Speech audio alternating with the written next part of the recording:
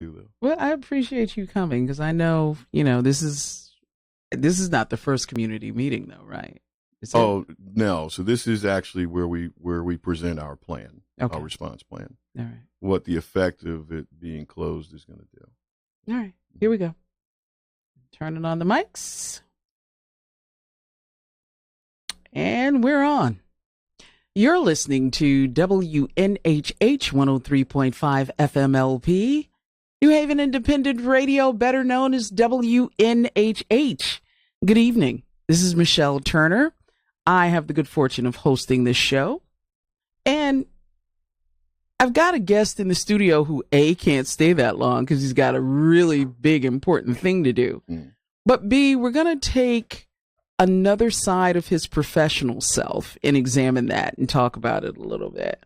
So without further ado, in the studio with me is New Haven's Fire Chief, John Alston.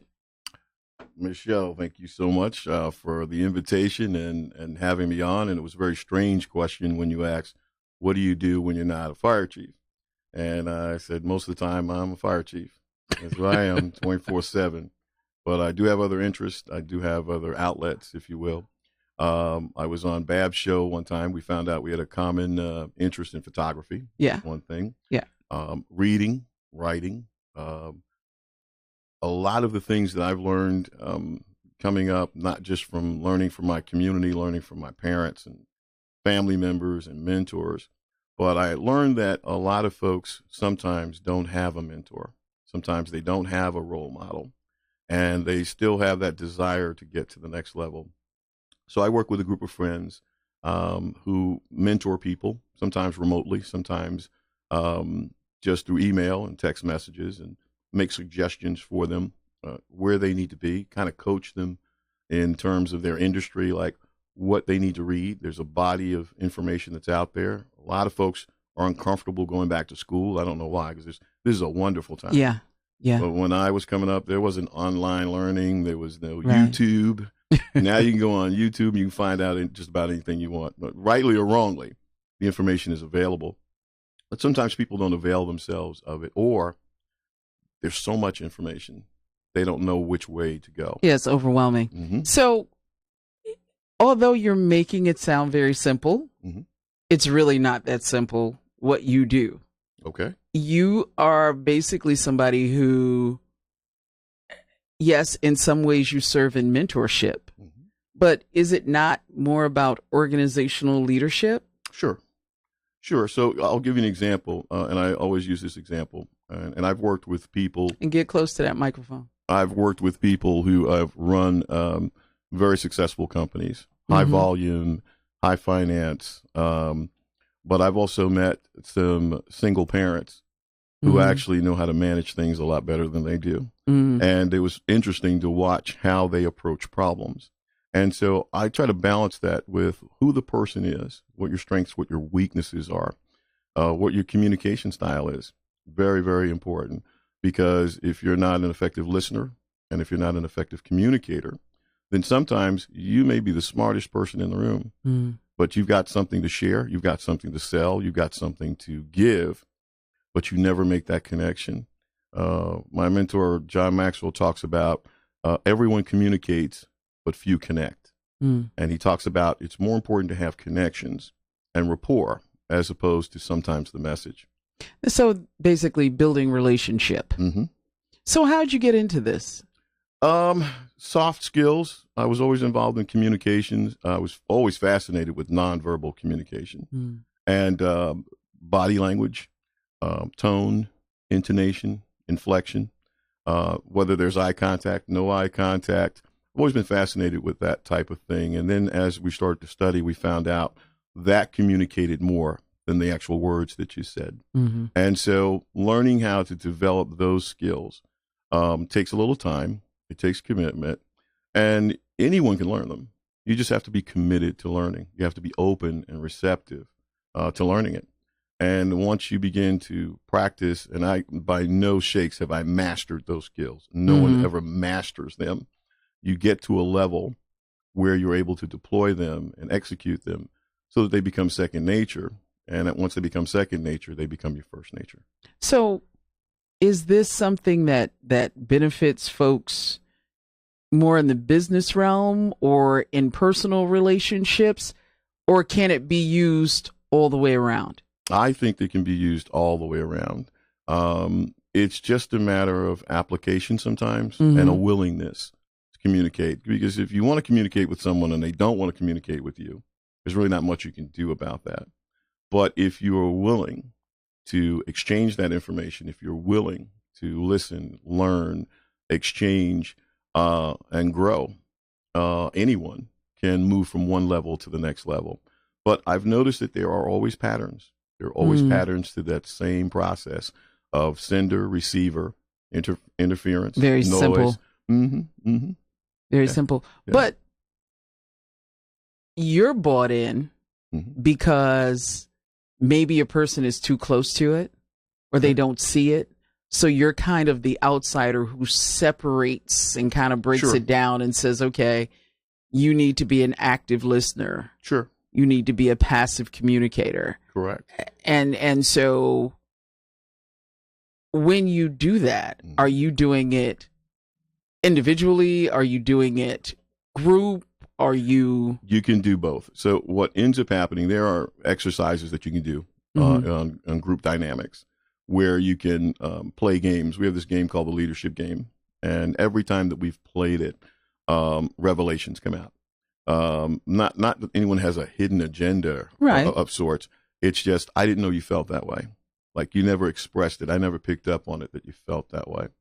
There are other more technical assessment tools, DISC assessments. Some folks have used those. I'm trained in that, where you look at a person's communication behavior, communication personality, and you identify it into those four different quadrants. And there are plenty of times where people are very surprised that their assessment tells them that this is how you are when you communicate. And a person will say, well, no, that's not me. Well, those were your answers. No one answered it for you.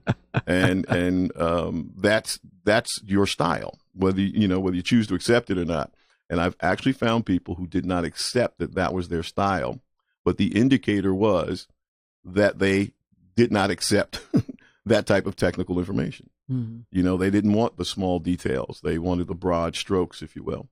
Then there are other ways to communicate with people, like finding common interests. What music do you like? What do you listen to? That tells something about you. What books do you read? I was a library kid.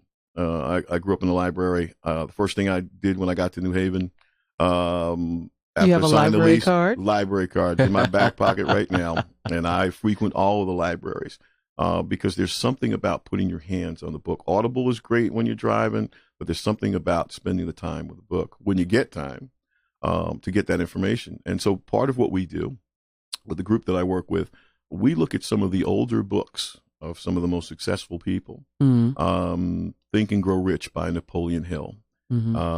As a Man Thinketh, James Allen. You begin to read these things and you find these common traits amongst all of these successful people. And some of them weren't rich. They were rich in knowledge. They were rich in experience. They were rich in life, but that was their ultimate goal. So we kind of like to talk to people about what's your goal? What's your destination?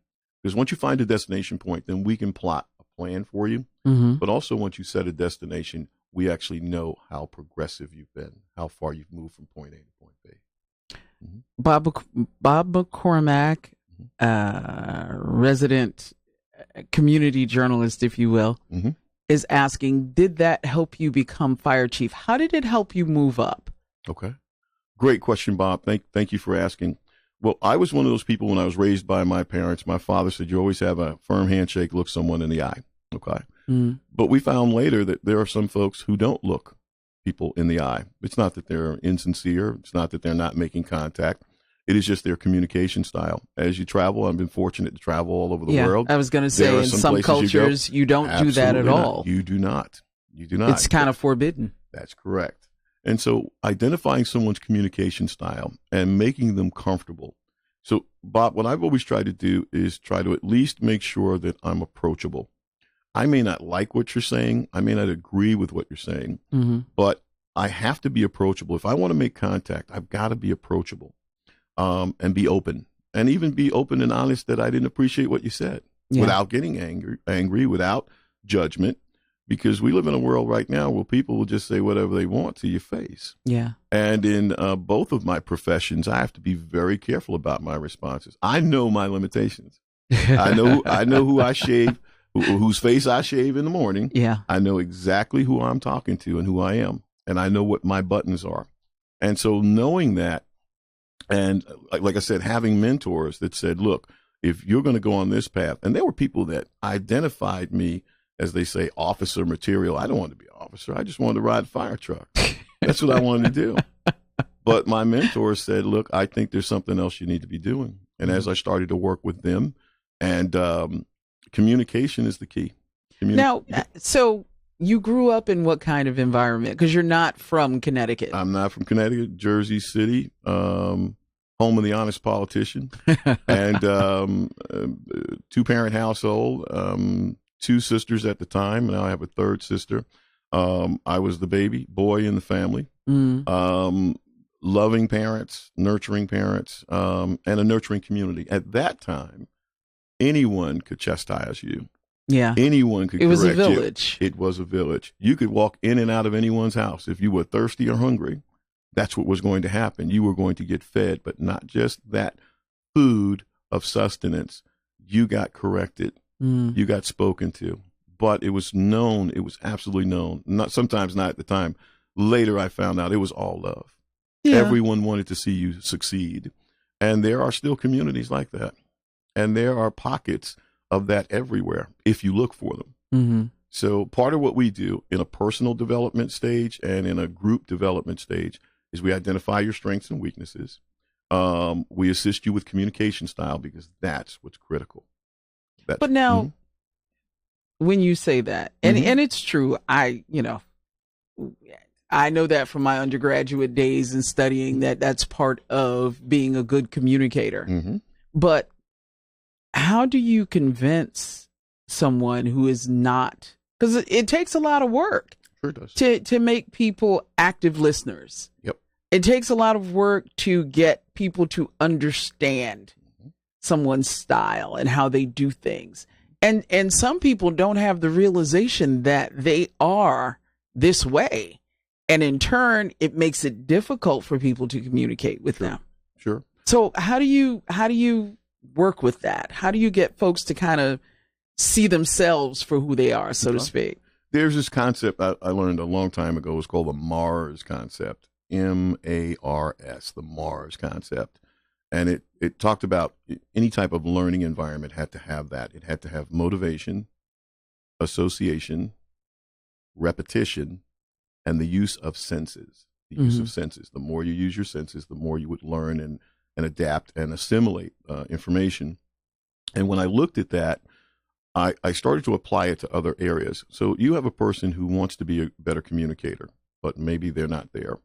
Or you have a person who doesn't even know that they're a poor communicator. And we all know those people. But you have to ask yourself, where do you want to be? What are you looking for? A job? Are you looking for a relationship? Are you looking for the next level? Are you looking to experience life to the best possible way that you can? And that isn't working for you, then you have to try something different. So if you don't know, one of the first things you can do is read.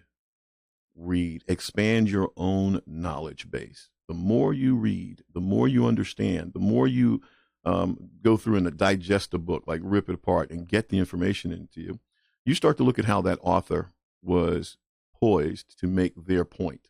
You start to see things from their perspective, or you start to challenge their perspective. But at least you're sharing and ingesting more and more information.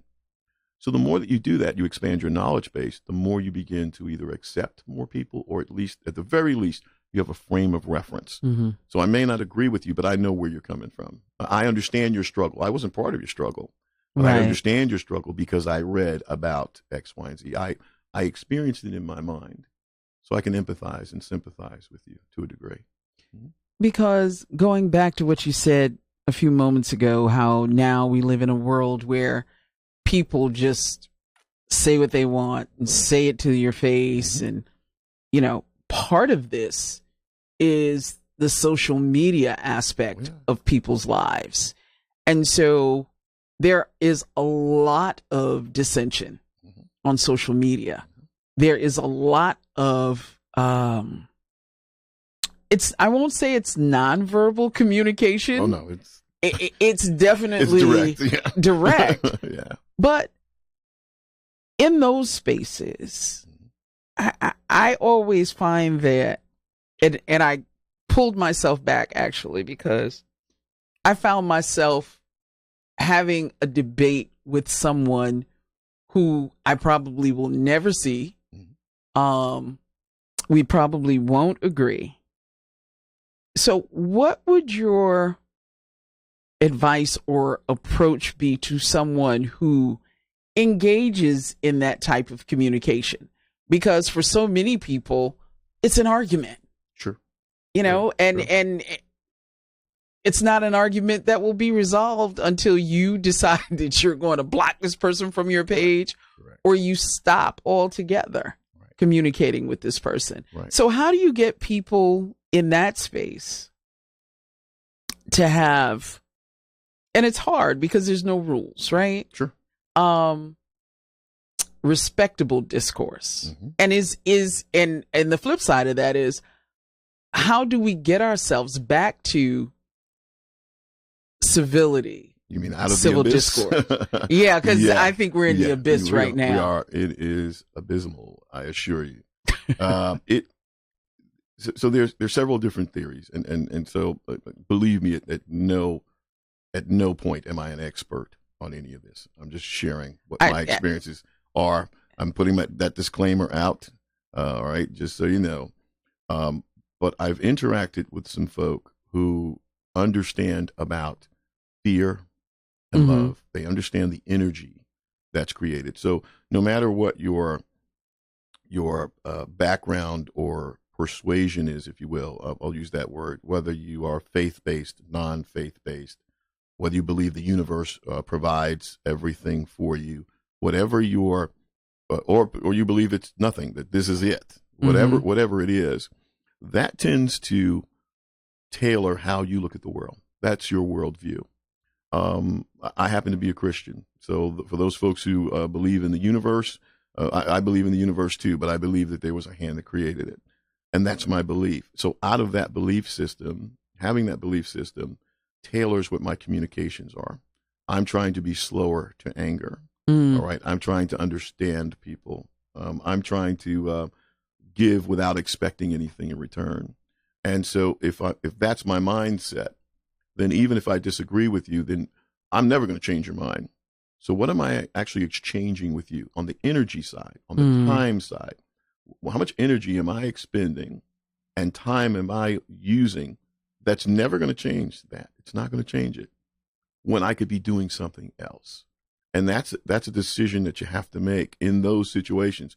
Because I've seen some of these, they used to call them flame wars or something. They would go back and forth. I don't mean to insult anyone, but that's what they used to call them. And sometimes I would just look at them and I'd go, like I remember when my sister and I go, you are, well, you are too. And you are, you're worse. Well, 10 times higher. And I'm going, I could have been outside playing, but here I am face to face with my own sister who I love. And I'm trying to get my point across to a person that's never going to change. Right. So I have to make that choice. I have to make a choice. The other thing about some of the social media, and I talk about it in other areas, how much of yourself are you willing to exchange or expose in an environment that doesn't care about you? Because like on that doesn't mean the same like I like you. Yeah. Like could mean a whole lot of things. But for some folks, that's the communication medium. It's instantaneous. I mean, I've gone to instances where we've had emergencies and a person, they say, oh, we did anyone call for an emergency unit? No, everybody's got their phone turned the other way and they're trying to capture that as if they were part of it. Yeah. They're living vicariously through somebody else's pain, or excitement. And I'm like, there's a whole world out there. Right. There's an entire universe, if you will, that you can explore. Yes. Without having to do this. Sure.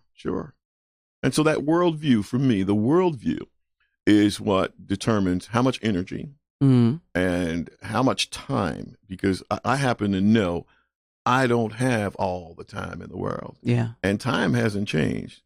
Time is still 24 hours a day. We can't add to it and we can't subtract it. And last night and yesterday ended at midnight. Yeah. So what am I doing about today? Yeah. Yeah. Is this the best use of your time? Yeah. And myself. Now, when you Yeah. say yourself, Sure. what do you mean? Sure. Am I helping people? Am Mm. I, because you can have time where you just, you become a hermit, you become cloistered someplace, Right. but you may have something to give. Helping children. I look at children all the time. Our children have such a hard time now. They're exposed to so many things we were never exposed to, either through social media, friends, and the like. Our parents back then sheltered us from certain things, not everything, but from certain things. Mm-hmm. I look at the way some parents are, how they communicate with their children. And I look and I say, do you realize you're training that future person who is going to say and do some of the things you just said you were going to say and do to them? Do you understand that energy, that negative energy, that, the hateful speech, if you will, is being recorded on their precious little minds, and it's only going to come out because whatever you are, no matter what you are, when you're under pressure, it's going to come out. Yeah. So if you're a racist, sexist, homophobic, whatever, it's going to come out. Now, compound that over years. Compound that and not expand that child's vision, view, language, relationships. We have to expect that that's going to come out. Train up a child in the way they should go. They should go. Yeah. So, do you travel with the group to do these presentations? Sometimes we do. I've been fortunate to speak with different groups. Last week I was in D.C., but my main focus is public safety. This piece of me, this other side, is my outlet. I get as much from attempting to give someone in terms of communication style and the like, and leadership training, like real leadership training, not, you're the boss, you're not one of the boys or girls anymore. If you don't talk to them this way, they won't respect you. And, here's your checklist and don't break the computer.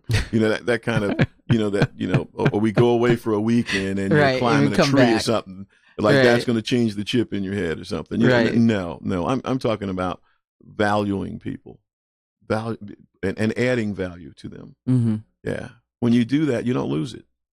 You absolutely don't lose it. So the goal is to make a person a better leader, make them understand themselves. Yeah. And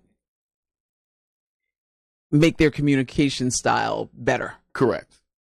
And when that happens, so it's because I was going to say, so what does that look like? What it looks like is an approachable leader, and what it looks like is a productive person. I don't care if you're in sales. I don't care if you're in upper management, lower management. Doesn't matter where you are in the organization. You can lead. You can become identified as a leader. People will seek out your counsel.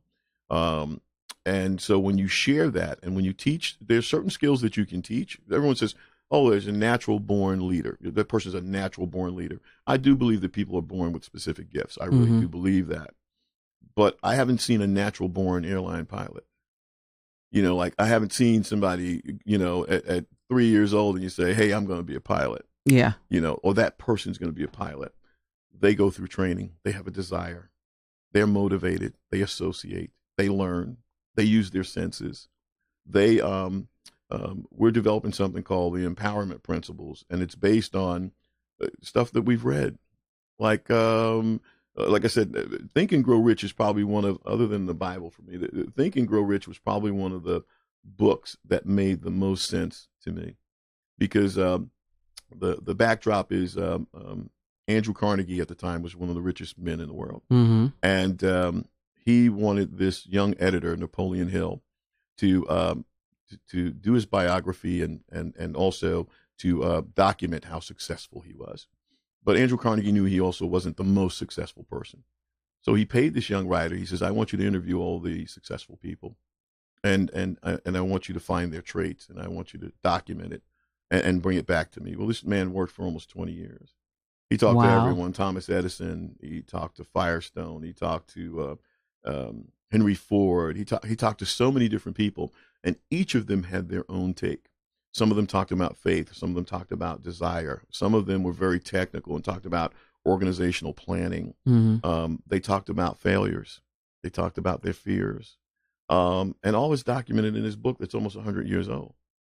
And I have not found one of those tenets, other than the tenets, because back then women weren't in the workplace.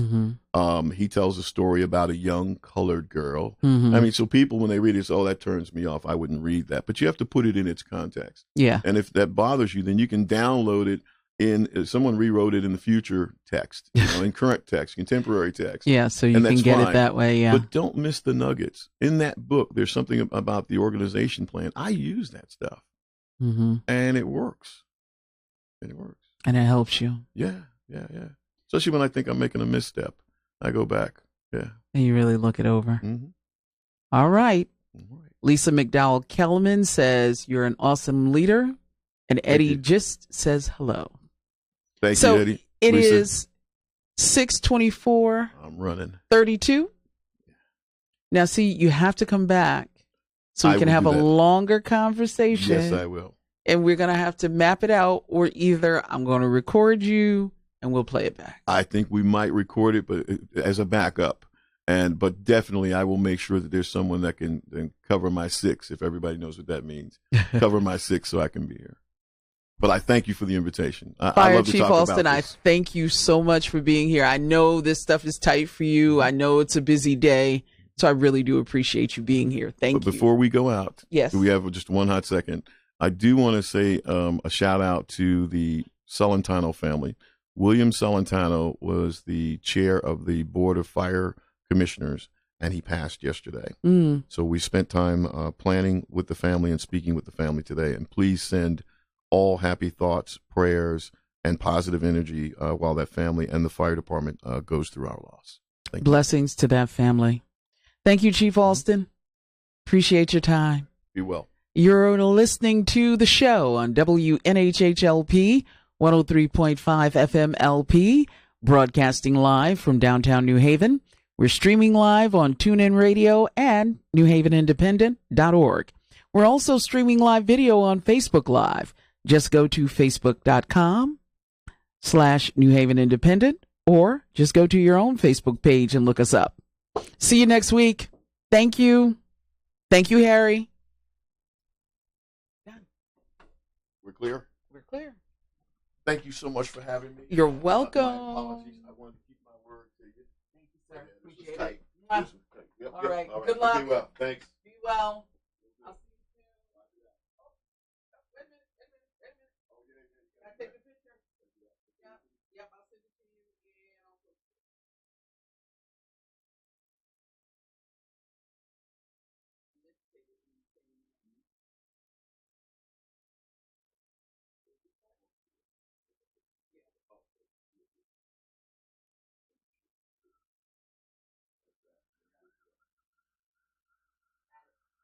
Thank you so much.